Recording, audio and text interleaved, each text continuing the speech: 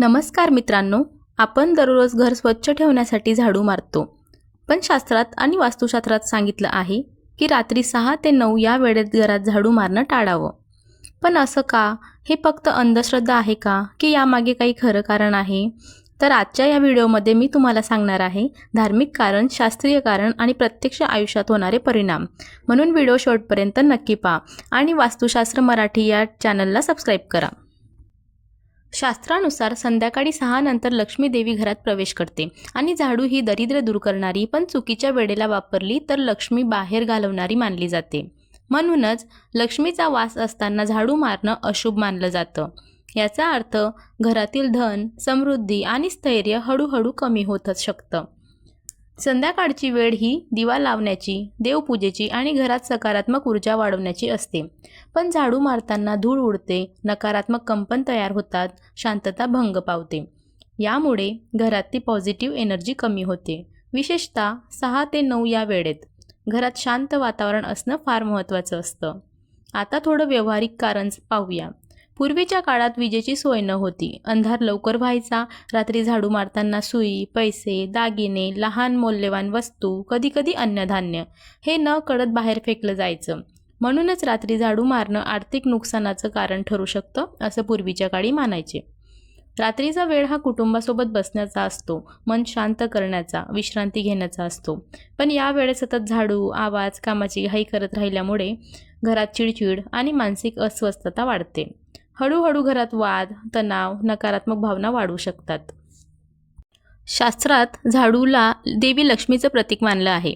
झाडूला पाय लागणं, उभी ठेवणं, रात्री वापरणं हे सर्व अशुभ मानलं जातं. रात्री झाडू मारणं म्हणजे लक्ष्मीचा अपमान केल्यासारखं समजलं जातं. तर झाडू कधी मारावा? सकाळी सूर्योदयापूर्वी किंवा संध्याकाळी 5:30 पूर्वी. झाडू मारल्यानंतर ती नीट ठेवावी. झाडूला पाय लागू देऊ नये. हे नियम पाळल्यास घरात धन, शांती आणि सकारात्मकता टिकून राहते. मित्रांनो, रात्री 6 ते 9 दरम्यान झाडू मारण्यामागे फक्त अंधश्रद्धा नाही तर धार्मिक, शास्त्रीय आणि व्यावहारिक कारणही आहे. लहान सवयी बदलल्या तर मोठा फरक नक्की पडतो. आता मी तुम्हाला हे कथेस्वरूप सांगणार आहे, त्यामुळे व्हिडिओ शेवटपर्यंत नक्की पहा. एक छोटंसं शांत गाव होतं. त्या गावात सावित्रीबाई नावाची एक गृहिणी राहत होती. घर खूप स्वच्छ, नीटनेटके, पण तरीही तिच्या घरात पैशांची चणचण, सतत वाद, कामात अडथळे हे काही केल्या कमी होत नव्हते. सावित्रीबाई रोज म्हणायची, एवढं कष्ट करूनही सुख का मिळत नाही? एक सवय जी कुणाच्याच लक्षात येत नव्हती ती सावित्रीबाई दिवसभर कामात गुंतलेली असायची. संध्याकाळी 7 ते 8च्या दरम्यान ती रोज घर झाडायची. तिचं म्हणणं होतं, दिवसभर धूळ साचते, रात्री झाडू मारली की घर छान वाटतं.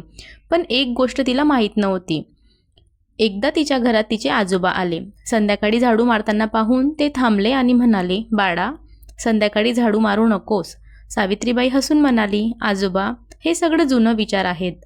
आजोबांनी शांतपणे उत्तर दिलं, लक्ष्मी शांतपणे घरात येते आणि झाडूच्या आवाजाने ती परत फिरते. त्या रात्रीचं स्वप्न तिला पडलं.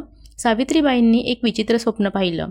ती पाहते, संध्याकाळची वेळ आहे. घरात एक तेजस्वी स्त्री दारात उभी आहे. ती म्हणते, मी या घरात येणार होते, पण रोज संध्याकाळी तू झाडू मारून मला परत पाठवतेस. तेवढ्यात ती स्त्री हळूहळू निघून जाते. सावित्रीबाई घाबरून जागी होते. दुसऱ्या दिवसापासून तिने आपल्या सवयी बदलल्या. सावित्रीबाईंनी ठरवलं, झाडू फक्त सकाळीच, संध्याकाळी दिवा, पूजा, शांतता, झाडू नीट ठेवायची सवय ही अंगी लावली. काही दिवसातच घरात शांतता आली. नवऱ्याचं काम सुधारलं. अचानक पैसे अडकलेले मिळाले. सावित्रीबाई म्हणाली, लक्ष्मी येते, पण तिला थांबायला आपणच जागा द्यावी लागते. तर मित्रांनो, लक्ष्मी रागावते म्हणून नाही, पण आपल्या सवयींमुळे ती थांबत नाही.